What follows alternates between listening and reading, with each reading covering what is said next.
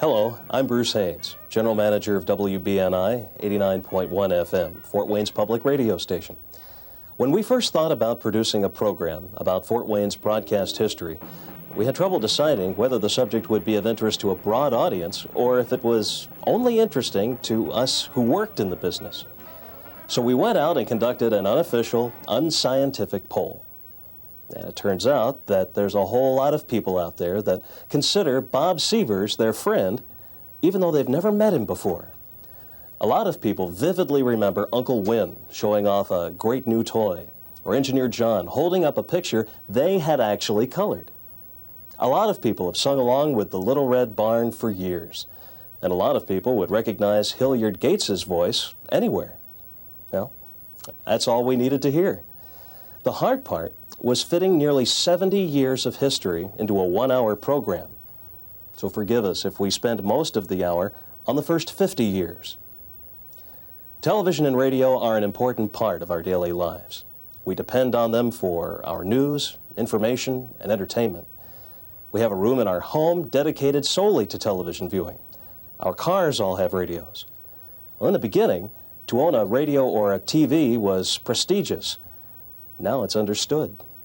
At the start, with their monstrous tubes and wires, both radios and televisions were marketed as pieces of furniture, electronic furniture. Now, you can wear them on your wrist. We heard and watched a war being fought live. We experienced the first man setting foot on the moon thanks to this incredible technology. Technology made possible by a group of talented, enthusiastic, curious people. A lot of them right here in Fort Wayne. And many of these pioneers you grew up with. And they're the ones that will tell the story of broadcasting in Fort Wayne. So, sit back, relax in your TV room, and let's visit with some old friends. A man named Harold Blosser is credited with operating the first radio station in Fort Wayne in the 1920s out of his living room on South Wayne Avenue. His 5-watt signal was heard around town and was identified as WHBJ. Well, during that time, Main Auto Supply in downtown Fort Wayne not only sold auto parts and accessories, they also sold radio parts and a battery set with 3 dials and a separate loudspeaker called a day fan. Well, salesmen found it difficult to sell the radios because the only stations with regular broadcasts were in Chicago, Detroit, Cleveland, Cincinnati, and the reception was poor, especially during the day. As a stunt to attract attention to Main Auto Supply, the store sponsored a broadcast out of Harold Blosser's living room on WHBJ. The program consisted mainly of local musicians and singers, and it was an instant hit. And that experiment convinced Main Auto to build a radio station above the store so that whenever a salesman was demonstrating a radio, they could tune them in, as opposed to Chicago, and get a clear signal and make the sale. In 1925, Main Auto Supply built WOWO radio. The call letters, some say, stood for Wayne Offers Wonderful Opportunities. Meanwhile, Harold Blosser took on some partners with his radio station, and not too long after sold his interest to Chester Keene, who in late 1925 dismantled WHBJ and built a new transmitter broadcasting under the call letters WCWK, which in 1928 was sold to Fred Zieg, operator of WOWO. He changed the call letters of WCWK to WGL, which some say stood for What God Loves. WOWO and WGL continued to broadcast successfully. They're credited with the first basketball game ever to be broadcast. In 1936, Westinghouse purchased WOWO. WGL was eventually sold to Fort Wayne newspapers. Westinghouse moved WOWO out of the Main Auto building into new studios on South Harrison Street. Well, I signed on WOWO at the Gospel Temple after my paper out. I carried the Journal Gazette every morning. I was about 13 or 14 years old. I signed on WOWO December 4th, 1932. And I officially was hired by the station August 1st, 1936. I was 17 or 18. Anyway, and I worked on WOWO from August 1st, 36 to August 1st, 86. So I was on the station just exactly 50 years. We had carbon microphones and condenser microphones. Now, a carbon microphone is the same kind of a microphone that telephones have had down through the years. If they weren't sensitive enough, you'd turn the mic off and you'd spank them real hard with your hand and shake up the carbon granules, and they'd work fine again for a while. And we had the big condenser microphones that weighed maybe 200 or 300 pounds. In fact, one night, I give a talk, my 10 most embarrassing moments in radio. And one of those happened to be in church at the Gospel Temple. Every Sunday night, the first Sunday night of each month, we'd broadcast the baptismal service. And the floor would raise, and here was a big vat of water, about 4 feet deep. And it was my job in the background of the Jordan River. It was my job to lower this huge condenser microphone down to the minister who was standing in the water to get the name of the lady being baptized. And one night, with 3,000 people in the audience and the organ playing softly, I lowered the microphone off balance to the minister and got off balance and fell with the microphone and everything right into the baptistry in front of 3,000 people. And it was a very solemn occasion, became a very humorous occasion. Everybody was laughing. So I never forgot the night I was baptized and really hadn't planned on being baptized that night. Every radio station Westinghouse owned had a woman named Jane Weston, who served as a home economist and hosted a cooking show with a live studio audience. The idea, of course, was to advertise all of the fine appliances Westinghouse made. WOWO went through several Jane Westons. Here's another one. Sally Rand was a famous fan dancer, and she almost danced naked on the stage with feathers, and I was at that blushing stage anyway, and so I interviewed Sally Rand, and at the end of the program I said, "Well, Sally, it's been a real pleasure seeing you this afternoon." She said, "Well, Bob, you must come over to the Palace Theater tonight and see more of me." Something else was going on while radio was being established in Fort Wayne. An Idaho high school student in 1922 showed a teacher his idea for an image dissector, the beginning of the picture tube. The boy was Philo Farnsworth, whom many considered to be the father of television. Vladimir Zworykin has been pushed as the father of television, and even RCA admitted in 1975 there's no one father of anything, really. It's hard to prove. But Farnsworth, as far as I'm concerned, invented electronic television.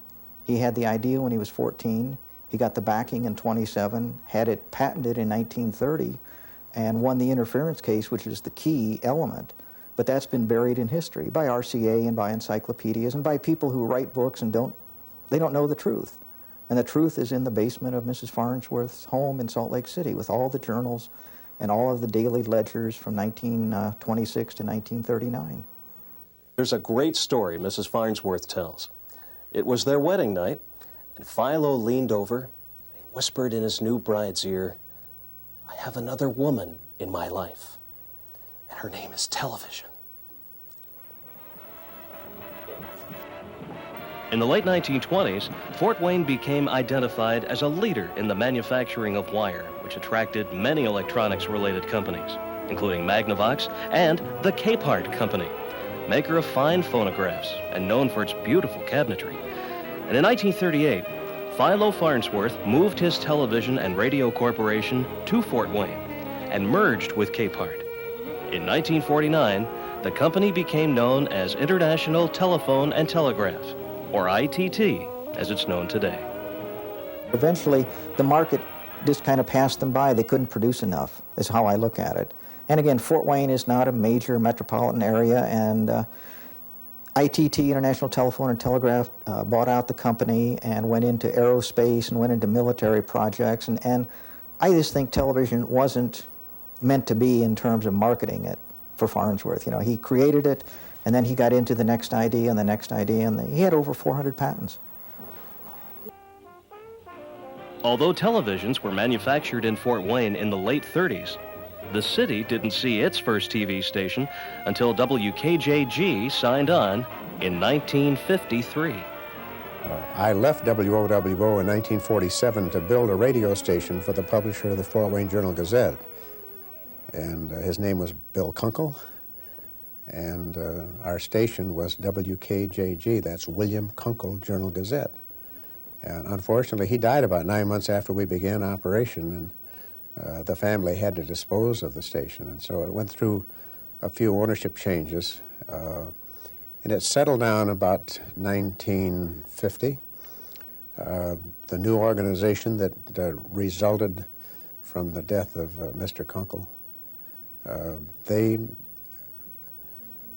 filed a petition for a FCC license for television, and that was in 1952. There was some competition over who was going to get the license. We had the hearings in Washington, and it was awarded to WKJG TV, and we put the station on the air on November 21st, 1953, only station, and remained the only station for about 2.5 years. And then we had some competition come in by way of Angola, Waterloo, Indiana, and Fort Wayne, but they were on frequencies assigned to this area. And then the ABC station followed thereafter. In September of 1954, WINT signed on the air as the second television station in the city. The call letters were soon changed to WANE TV. In 1957, WPTA, Channel 21, signed on the air. This might be corny, but we were most proud of being first.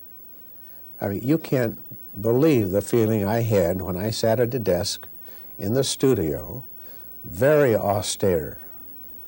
But we had live cameras. I had broadcast the Indiana-Purdue Notre Dame football game on our radio station that Saturday afternoon. We had a private plane at the airport waiting for me. We got in the air at 4:45, and I was here at about 6 o'clock. We were going to go on the air at 7:30, and I had written a short opening. And I remember the first lines. I said, "Good evening, ladies and gentlemen. These are the first pictures from WKJG television, and you are making history." And went and proceeded to welcome everybody. We had a live interview during the show. We had several live interviews. It went 30 minutes. And I think there's a milestone, too. The first commercial came at 8 o'clock after the half-hour opening show, and the first commercial was for Peter Eckrich and Sons. And Peter Eckrich and Sons had started advertising with our sports at WO in 1940, and they were first in 1953 with television, and I'm proud to say they are still sponsoring our sports broadcasts. Between WKJG, WANE, and WPTA, viewers could choose from a wealth of programming, much of which was locally produced. We wanted to be simple. We wanted to reflect the quality of our community. We wanted to do as much public service as we could and immediately build a reputation in the community and provide service to the community. We went into TV, and it was logical in those days when we were just all kind of learning together to try new things. And we decided to put my show, which was called Here's Charlie, on television. And we did in the afternoon. I think it was a half-hour show to begin with. I brought in outside talent, like dance people who would dance, people who would sing, groups, school groups, and then as guests in the studio, we had like scouting groups, homemakers, different types of groups at different days of the week, and it was kind of fun because we had an audience reaction plus talent, plus I played the piano, plus we sang, we did commercials live and dreamed them up as we went along with jingles. In those days, you were so flexible. You could do so many things and get by with it. Today, you couldn't. Well, then my first television show was a half hour on a Thursday night on did a show on corn. I looked around, what's the most logical thing for a farm broadcaster to talk about in Indiana? Corn. And so we did a half-hour show on corn. I just loved it because really bug-bent me because I began to realize what a showplace a farm is. A farm is a natural showplace. There's lots of things, all kinds of things happening, and the TV camera does a beautiful job showing things off. And when I got into that show, I was real excited because I realized the possibilities of television and farm, and it just kept growing. And we had some nice facilities for me to use over at 33, because we had that, you mentioned Little Red Barn, had a little red barn out there, got animals in, and just a big showplace. I had lots of fun. We had news, live news immediately. Most of the television stations in markets smaller than Indianapolis did not do live news. They used film and things like that, but didn't do live news. We did, as I mentioned, a lot of sports. We did not do the Piston basketball games on television. We did them on our radio station. We continue to run our radio station. We did a remote from Wolf and Dessauer's department store downtown in November of 1953. We went on the air in November 1953, and we did a remote telecast from the Wolf and Dessauer store between Thanksgiving and Christmas, and it featured interviews with youngsters by Santa Claus. And that kind of stunned the industry, to a station our size, to have a daily remote from Wolf and Dessauer. And it really caught on. We had a young lady who was Miss Indiana, came to work with us. Her father was one of the stockholders in the station, and she did a show called Carol and Corky, which was a puppet show. It was modeled after the very successful show that was done in Chicago on NBC. We did a cartoon show with a guy by the name of Engineer John, who was an announcer that dressed up as an engineer of a train, and he ran the cartoons out of the engine of this train. We did a lot of live things early, and I think it was an excellent thing. So, while I was at WINT, one of the biggest events that's ever been done by any TV station, it's never been done before that I know of, will never be done again.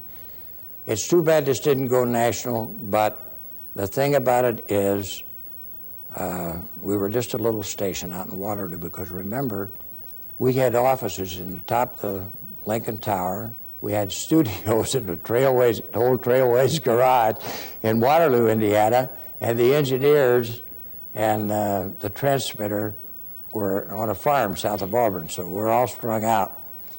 And but this thing really should have gone national. This was really big.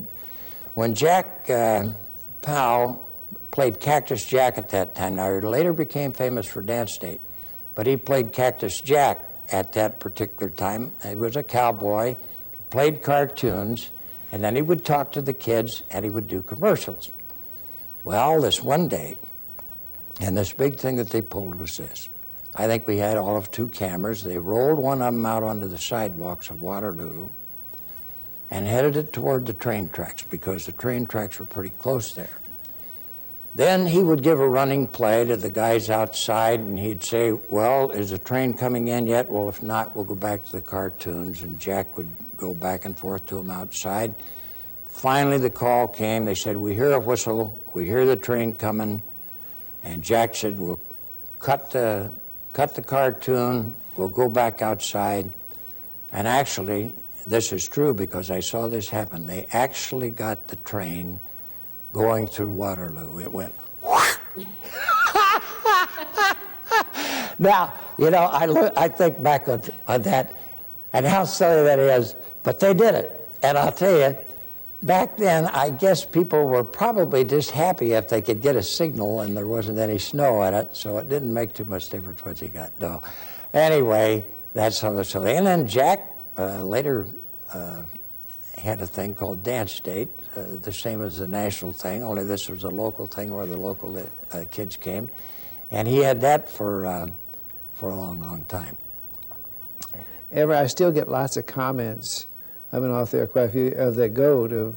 I guess the biggest thing that the people liked of the goat was that at the end of my show, I'd read the weather and then hand the paper to the goat, and the way she would eat it is what kind of weather we were going to have. If she would eat it all, or how she attacked the weather was whether she believed it or not. But it was that was some of the exciting things with goat.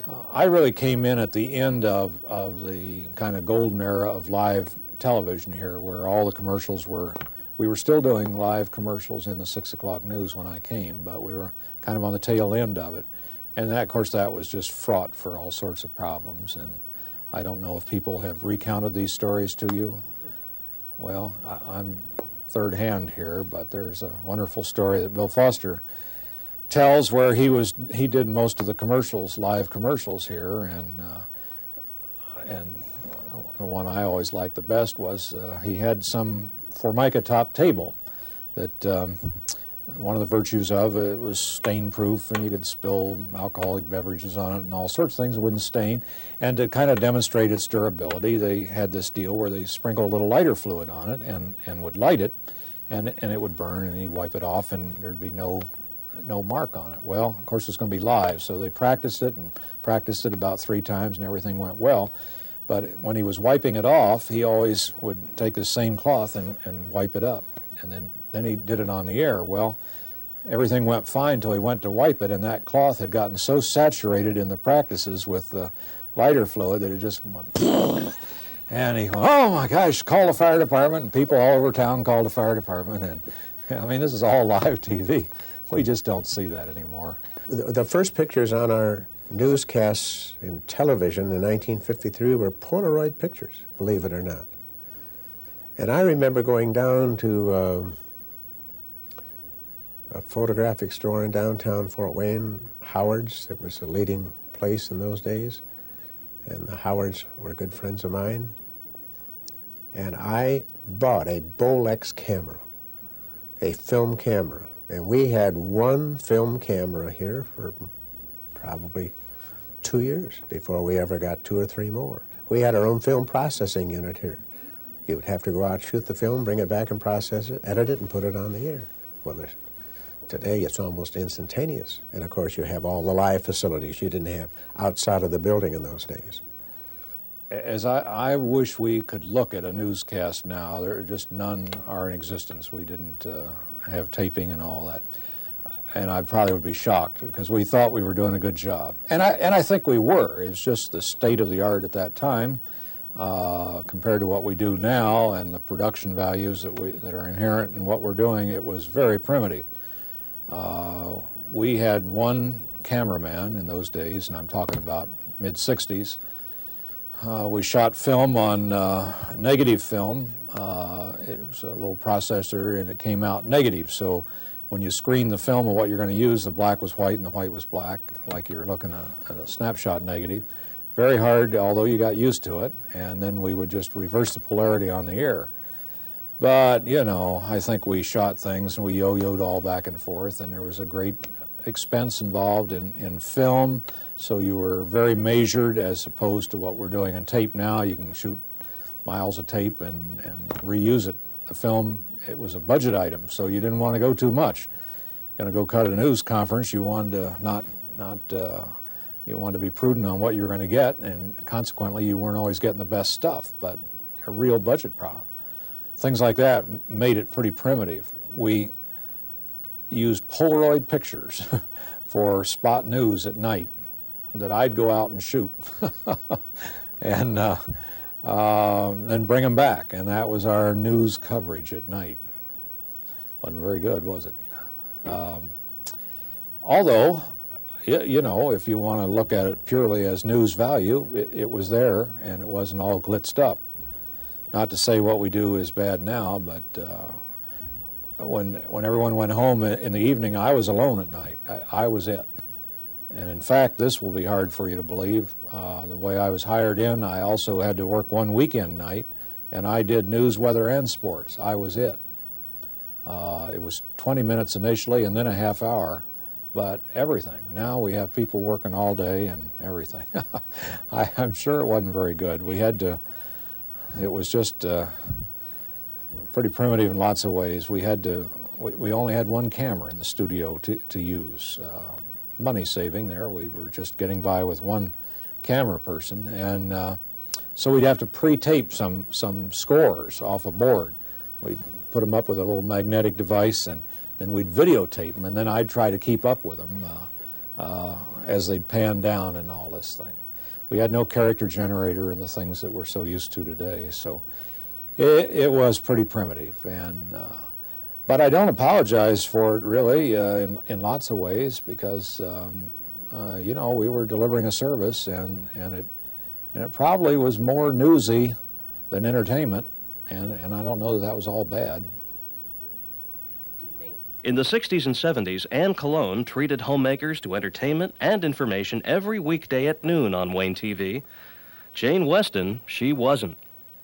Well, when they first talked to me about it, I said to them, I said, you know, I really don't know whether you've got the right person, because I am not a home economist. I like variety. You know, it's just not going to be a cooking show, or everything that happens in a home will be on. I'm just not that type. I understand these features are important, but not solely that. So they said, no, we want you to do your own thing. And I said, well, okay. And the first day I started, the individual who had been doing was rather disturbed, and I really can't blame her. She wasn't told much of anything, and she left. So that very first day I went on the air not knowing what was going on, where to hold what, where the camera was, anything about lighting. I was comfortable doing the interview, but that was about it, and that was a few years ago. When you were producing a program 5 days a week, to my way of thinking, you had to have variety, and you had to get involved with the community, and you had to help as many people as you possibly could, but still trying to maintain the entertaining aspects of it. Education with entertainment, I don't think you can beat it. I really don't. I think you learn faster, you enjoy it more, and that's what I attempted to do through the years. Plus the celebrities and so forth and so on. I loved when something happened that wasn't supposed to happen. At the time, it was a little hairy, but afterwards, kind of funny, enjoyable. That's what live television was all about. One was at Christmas time, and we had a boys' choir on singing Christmas carols. And just as the camera got a close shot on this one little boy, he decided he was going to give up his lunch. And it was pretty colorful, to say the least, poor little kid. But anyway, afterwards it was funny. At the time, it really wasn't at all. And then, you know, you always have the chimpanzees and the orangutans, and once there were a couple of chimps on, and I was in front of a psych area, and we were sitting on a stool, high stool. I was sitting there, and one of the chimps was sitting on the stool next to me, and the other was on the floor. And his name was Elvis. And that's all I can remember, except that Elvis got so jealous of my getting a little close to the other chimp on the stool that he pulled my cord, and I went down on the floor, the other chimp went down on the floor, and it was just a heyday. But it was funny. It was funny. And of course they spilled coffee on the desk and get it all over you and things of that nature, but that was fun. I enjoyed it. As the television craze grew, radio evolved, and Fort Wayne was no longer a city with just 3 radio stations. The craze of television was so fantastic that when you broadcast on radio, when I would do my radio show, you wondered if we had anybody out there listening at all, you know. You just actually felt like you were just sitting there broadcasting to dead air, because you just knew, well, I knew my family was sitting at home watching that little screen. So it took time for that transition to take place. It's a funny thing. When I was at WGL, well, I really wanted to get into television, or, you know, I wanted to sell television, but I also thought at the time, I thought, well, now, hey, the second television station is coming into Fort Wayne, and what's going to happen to radio? Well, that's how dumb I was, because, you know, what's happened to radio, we got a lot more stations today than we had back then, and radio has just grown, you know, it didn't hurt it, so. When I started here, all 3 FM stations were playing Mantovani, you know, elevator music. None of them were playing rock. And you can see how that's drastically changed. So really, Fort Wayne has grown up now. It's in radio, in my opinion, this will be controversial, but in my opinion, it's always been a couple of years behind the big cities. As I say, when I got here in '73, all 3 of our FM stations were playing what we call canned elevator music, Mantovani, Percy Faith, you know, just orchestra music that's easy listening. It's nice in an office, you know, in the background. But advertisers won't get near it because nobody listens to the commercial. It's just on in the background. It's soothing, you know.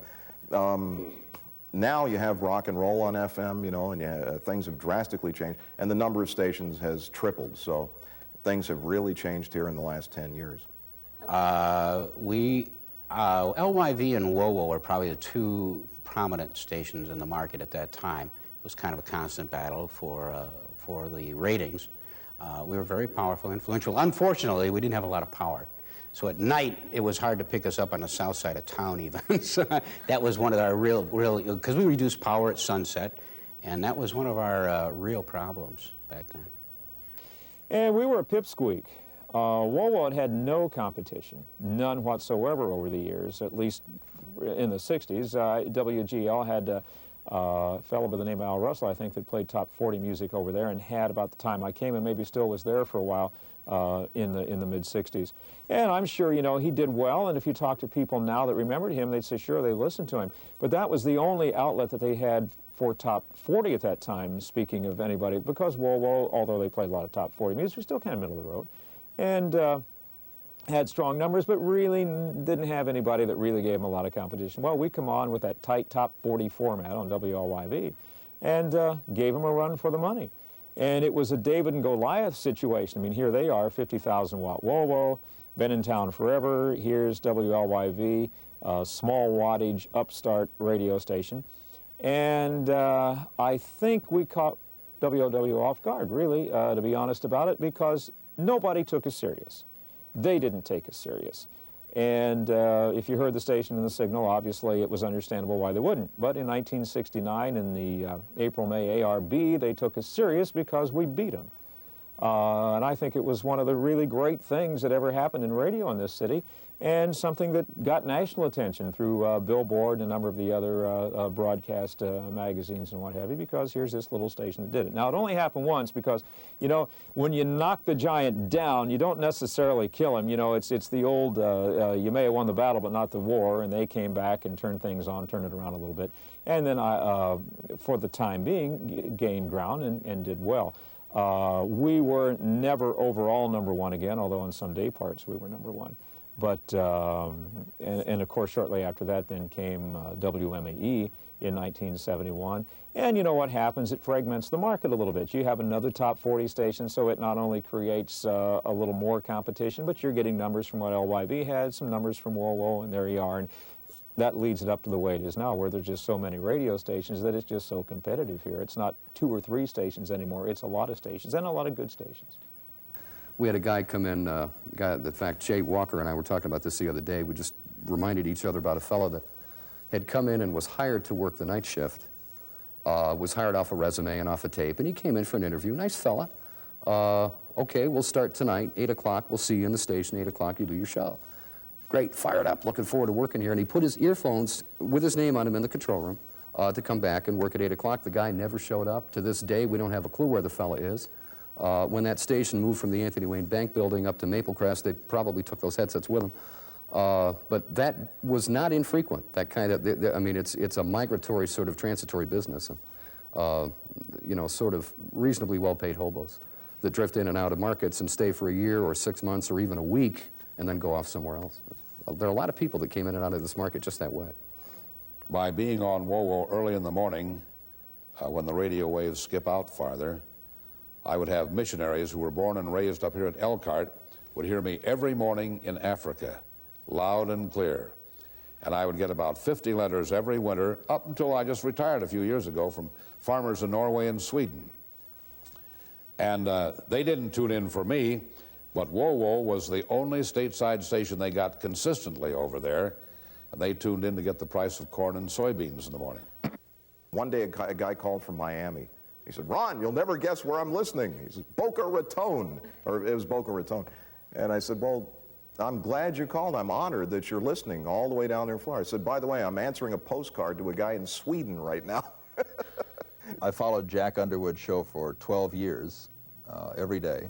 And you know, as you might expect, when you know, when you see a person every day, 6 days a week for 12 years, you get to know a lot about each other's families and so forth. As far as Bob Sievers was concerned, before he retired, I worked with Bob for about 14 years, all in all, on an everyday basis. When I came to town here, when I first came to town at 22 years old, I thought, well, these guys aren't going to teach me anything about rock and roll, being a rock and roll disc jockey. And little did I realize when I came to town at 22 years old that these guys were the guys who were doing it right. I was the guy who wasn't doing it right.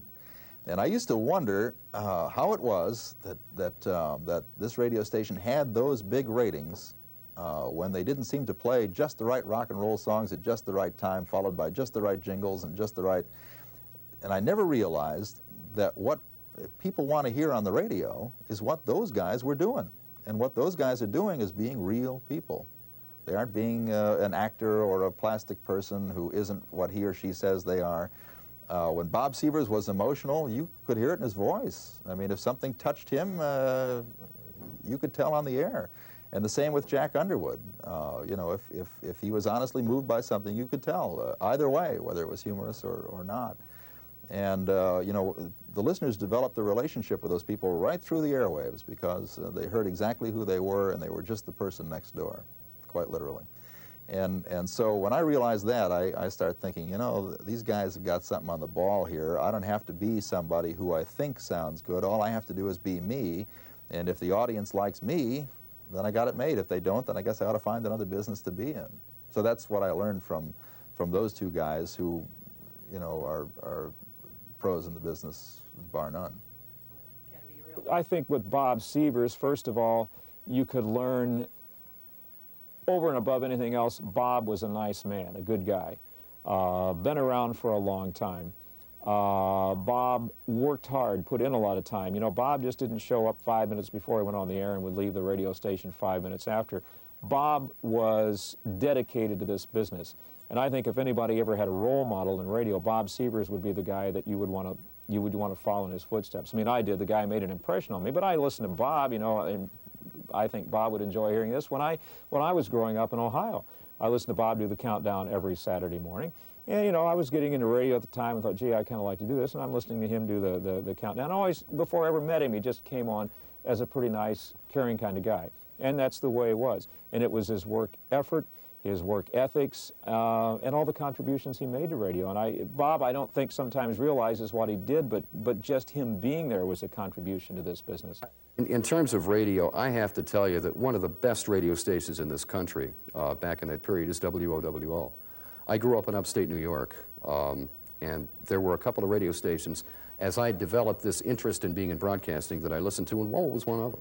I mean, I remember Bob Sievers, I remember all of those guys, John Cigna, you know, all of those folks, Don Chevrolet, oh, the names go on. Those were, they were awfully good at what they did. They had a format that allowed them to create and build and not just play music one after another. They could talk a little bit and, you know, have a little fun and play some games and do some things, and it was really, really neat. Virtually anybody at WOWO at that time period is memorable. Bob Sievers, a legend. You know, Jay Gould and Bob Chase and Dugan Fry and Art Salzberg and all of those folks.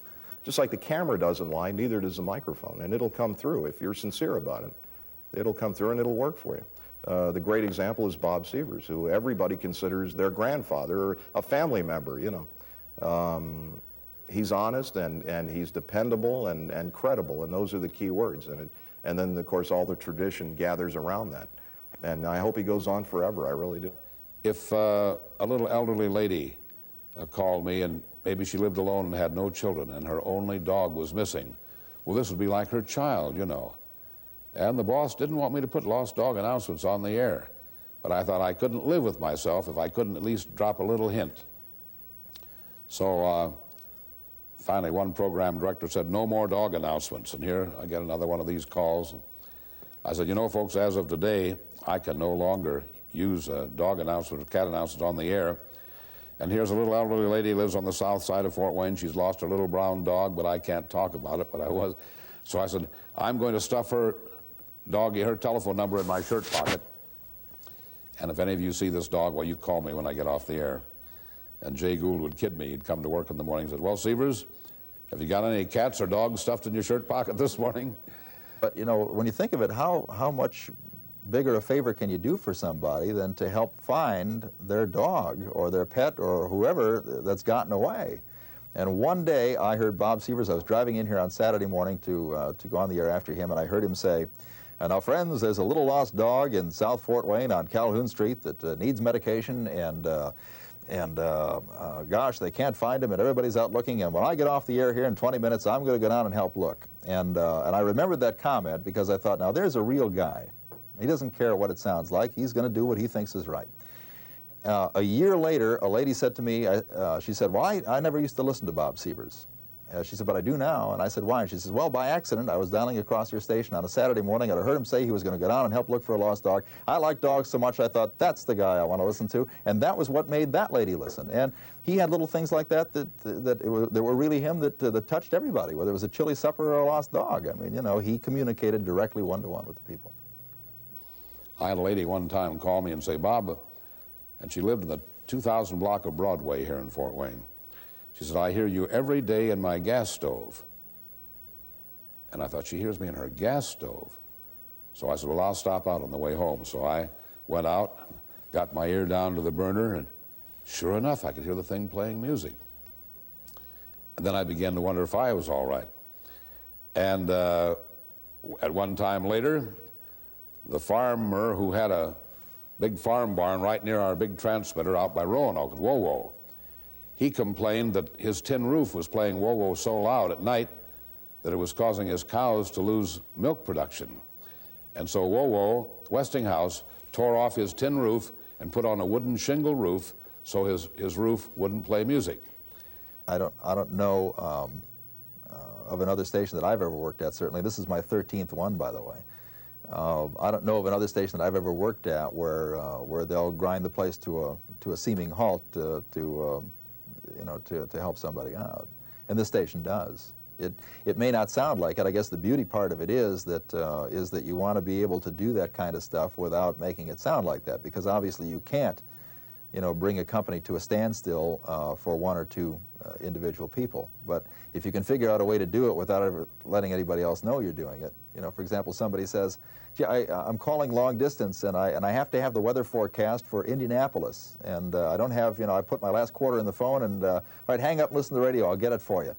And then, and what you do then, rather than saying I got a guy who's on his last quarter and he couldn't listen on the phone, you just go on and say here's Wowo weather. 33 outdoor meteorologist Greg Schaub says, and you give the forecast for here, and you say, by the way, if you happen to be heading to Indianapolis, it's going to be sunny down there with a high of 43, and you've done that person a favor. So those are the things we try to do here. Everybody who works here is a human being. Everybody who's on the air is a human being, and we've all learned through through the people that we've been trained by over the years to take the skill that we've learned as being a real person on the radio and pass it on.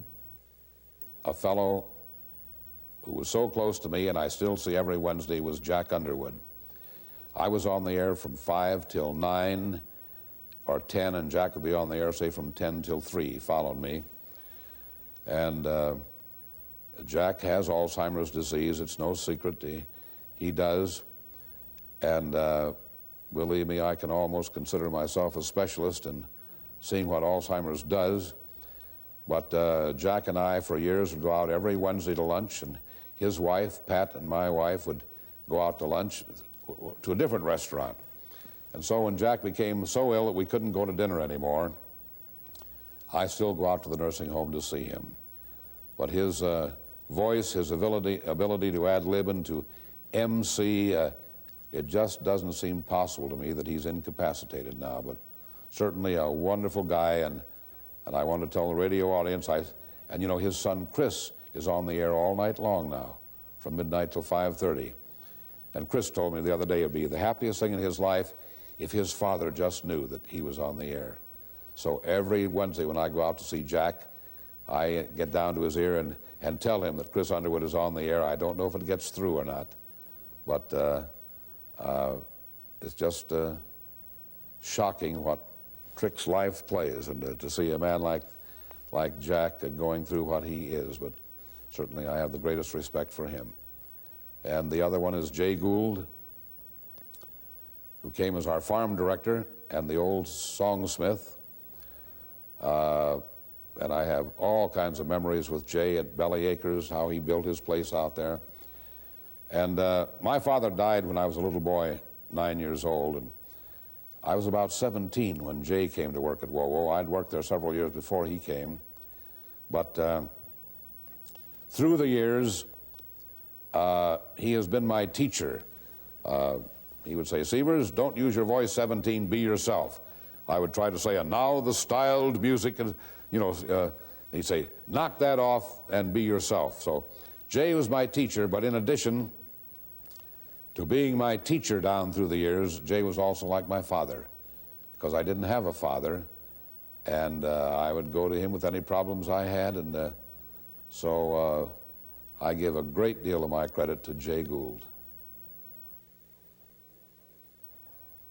In 1975, our own WFWA TV 39 went on the air, repeating the signal of the PBS station in Bowling Green, Ohio. And in 1977, WFFT, an independent TV station, signed on the air. The Independent was a brand new, it had been on for years in other markets, but for Fort Wayne, this was a big event. There had not been a new station in the market in over 20 years. The affiliates had been on, this was a real challenge for the market. And at that time, cable penetration was 5.7%. With Citizens Cable, so there was a big void in the market at that time for another choice. That's what WFFT offered, and Ontario Corporation out of Muncie put the building together and built it in about 4 months on Hillegas Road, and we signed on December 21st of 1977 with an independent station, and it was exciting. The reaction was very positive. You know, it was funny because, as you know, here on Hillegas Road, we have a tower that has these blinking strobe lights. They're very bright and they really flash bright. And on a dusk evening, when it's very early in the evening, and especially if there's a fog cover, when those lights come on, it sort of illuminates the whole landscape. It's almost like a UFO or something, you know? I'll never forget, one of the first nights when we signed the tower on, as a matter of fact, the night we turned on the power, we had calls to the county sheriff and to the city thinking that there was some UFO in the sky because the whole city was just flashing because these strobe lights were so powerful. And it was just a very unusual sight for the people of Fort Wayne. Through the years, the weather sets have changed. We've graduated. When I first started doing weather, it was a magic marker and plexiglass, a plexiboard, and you just draw on that. And the budget was like maybe, you know, how many magic markers can you use in a year? So, and then we graduated to the sliding magnetic boards and went through that phase. And then finally, we've got the computerized type of imagery and presentation, which is much better, of course. Much better. And I think I was one of the first in Fort Wayne to do chroma key as far as weather was concerned. Back we used the old satellite pictures for chroma key, and they'd go from one side of the room to the other side of the room. It was fun. It was fun. I think, you know, if you're in on the ground floor of anything, and as time evolves, the earlier days are always much more fun because technology takes over after a while. I think anybody who hasn't done radio has done themselves a grave disservice, because what that has taught me most of all is how to work quickly. We have a lot of people now in this market that have never worked radio, and I think they're going to suffer for it. They're going to laugh at me and say, what's that 42-year-old geezer know about this? But the thing is, we have enough people who are in radio who can appreciate what I'm saying, is that radio is instantaneous. You have to have that done hour by hour, not just 6 and 11. And it taught me how to work fast, and it taught me how to get it right, get it quick, and get it done. And I think that's the only way if anybody's ever getting into this business, and that's the way to go. And also, I would not poo-poo anybody going from newspapers into this business. I think that's another place where you get to do a lot more in-depth looking into your story than you get with time in TV. TV, you just don't get a lot of time to do things. And there is a superficial thing that is tagged to it. And we try to get away from that, but you can't get away from it altogether. You know, I don't think any of us had the realization it would get that big. I honestly don't. When you think of audience numbers and actually the power it can render in education, in entertainment, in many fields, I didn't think any of us thought it would be that much. But it has, and thankfully it has. It's been wonderful. Oh, I'm the luckiest guy in the world. The things I've been able to do and people have let me do and given us the opportunity of doing, and it's been an incredible time. I'm awed by it every time I think about it or look around this office and see something that reminds me of something good. I just can't believe that all this has happened. I have a reputation of saying that those good old days were a lot more fun than they are today. It seems like they were. I'm sure we had frustrations and problems, and we wondered at times whether it was fun. But as I look back on it, I really think it was a little more folksy, a little more relaxed than it is today, with all of the electronic marvels that exist in this business. In broadcasting, you really, as you know, you enjoy what you're doing. You know, it's a lot of fun. I look forward to it every day, and I'll keep doing it until I drop. Bob Sievers is still with us. He's in his 70s now, and you know, still going strong. If you enjoy your work, it's fun. It isn't work, and I can't imagine anything worse than going through life and not really enjoying what you're doing. Every once in a while, I think back, and I've been in this industry now for almost 30 years, 20-some years, and it's hard to believe I've wasted all that time. How much fun can one person have? There's so many wonderful stories and people that contributed to Fort Wayne's broadcast history, we've only scratched the surface. Since the mid-70s, several new radio stations have signed on the air, including public radio station WBNI. A couple of old radio stations have changed their call letters, and we've had a new TV station come and go and come back again, which sounds like another documentary to me. The broadcast stations in this community have enriched our lives and continue to improve the quality of life in Fort Wayne. But conversely, it's the people of this community, people like you, that support us, encourage us, listen to us, watch us. On behalf of all the radio and television stations in Fort Wayne, we thank you. I'm Bruce Haynes. Years ago when I was a kid, there was an elderly lady who was a movie actress. Her name was Marie Dressler. And Frank's Dry Goods Store had a special that particular week on Marie Dressler dresses. And my copy said these Marie Dressler dresses are designed for middle-aged ladies with enlarged hips and busts. And here's Bob Wilson, our newscaster, over in the corner of the studio going like this, you know. When I talked about enlarged hips and busts, I broke up and laughed all the way through it. And Ward Durrell, our manager, called up and was going to fire me right now for laughing on the air. And he said, well, if I won't fire you. If I dock you 2 weeks' salary, will that help to keep you from laughing the next time? I said, well, it'll go a long way toward it, I know that. So anyway, the next day, Mr. Frank of Frank's Dry Goods Store came over and said, what did Bob Sievers do to our announcement last night? Mr. Durrell apologized, and he said, well, don't apologize. He said, the ladies all came in to buy the dresses Bob Sievers laughed about, and we sold out more dresses than any day in the history of the store. But I still lost my 2 weeks' salary. I just dreamed up a really swell idea for a Christmas present. Now, probably the ladies could work this out mighty well. Now, here's what you do, ma'am. You stop in at Kramer Furniture, just a half block north of the courthouse in Fort Wayne, and then tell Fred and Irene that you want a Wolf Silcon mattress delivered. Now, price will start as low as $39.50. That's the Wolf Silcon Lura mattress. And then there's the new Wolf Silcon at $49.50. That's the Wolf Silcon Nida at $59.50. And for extra support in your mattress, you might want the Wolf Silcon Deluxe at $69.50. But friends, whichever you choose, you know it will be good and last for years witut sagging.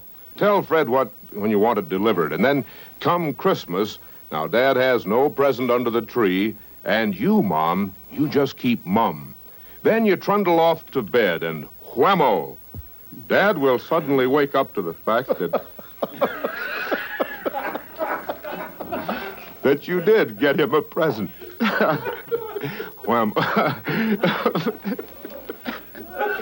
Oh, this Ron Ross, I tell you.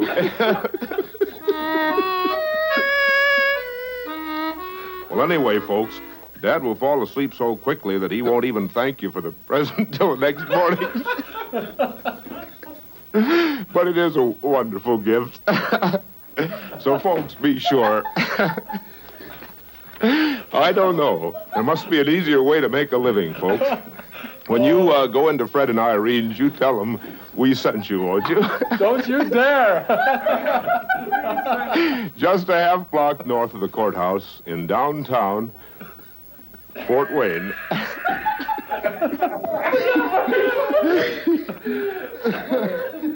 It's 18 past high noon here at WOWO. And gals, you say you haven't a thing to wear? Well, actually, at the House of Eve in North Manchester, some of their lingerie items on special sale are next to nothing, both in weight and in price. Well, you just listen to this. Let me tell you about Eve's Leaves. Now, these are bikini panties that were $1, but now they're 2 pairs for $1. Now, these are the panties you can toss or wash. You can wear a pair or carry a spare. It makes no difference. They're made of made of DuPont, Tyvek. Jay, you're going to have to leave. Are you there, Earl? Sure, I'm here. What do you think I am? I don't know. This is a tough act to follow, I'll tell you that. The act isn't over yet. Jay's on the floor. Hang on just a second, Earl. We'll be right with you. We want to find out about the weather. But in the meantime, where was I? I was talking about Eve's Leaves. What? Jay, cut that out. Okay, let me simmer down here. Because you get 2 pairs for $1 at the House of Eve. And that ain't all. I'll tell you about it later. Oh, dear Jay. They're having a sale is what it amounts to. And there's 2 pairs for the price of 1. And you buy 1 item at the regular price. This includes bras and girdles and slips and half slips and full slips and jewelry. And you get another one for $1. And on top of that, you get $7 scarves for $2 now, and $5 to $10 blouses are just $2 each. And dresses are greatly reduced. And $5 to $14 sweaters are just $2. Slacks are half price. Now, this special sale is this week only at the House of Eve at 127 East Main Street, North Manchester, Indiana. Be sure you stop in. You know, that takes the steam right out of you, you know, Jay?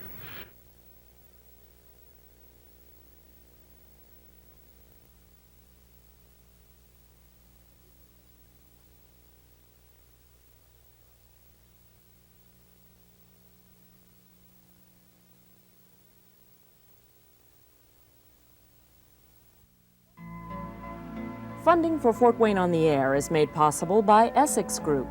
The people of Essex invite you to join them in the support of quality television.